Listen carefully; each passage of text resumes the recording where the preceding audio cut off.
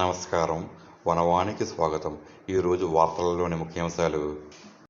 మండుతున్న వేసవితాపం నుంచి బాటసారులకు ఉపశమనం కలిగించేందుకు తూర్పుగోదావరి జిల్లా బిక్కవోలు మండలం కొంకుదురు గ్రామంలో ఒక చక్కని సేవా కార్యక్రమం రూపుదిద్దుకుంది.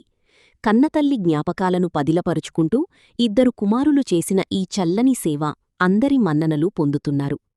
గ్రామంలోని స్థానిక పెరుమాల స్తంభం సమీపంలో ఉన్న రెడ్ల రామాలయం వద్ద గురువారం ఉచిత మజ్జిగ పంపిణీ కార్యక్రమాన్ని ప్రారంభించారు.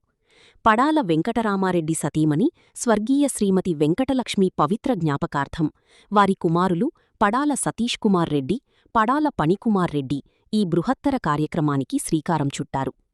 భానుడి భగభగలతో అల్లాడిపోతున్న ప్రయాణికులు, బాటసారుల దాహార్తిని తీర్చేందుకు గురు, శుక్రవారాల్లో 2 రోజులపాటు ఈ ఉచిత మజ్జిగ పంపిణీ కొనసాగుతుందని నిర్వాహకులు తెలిపారు.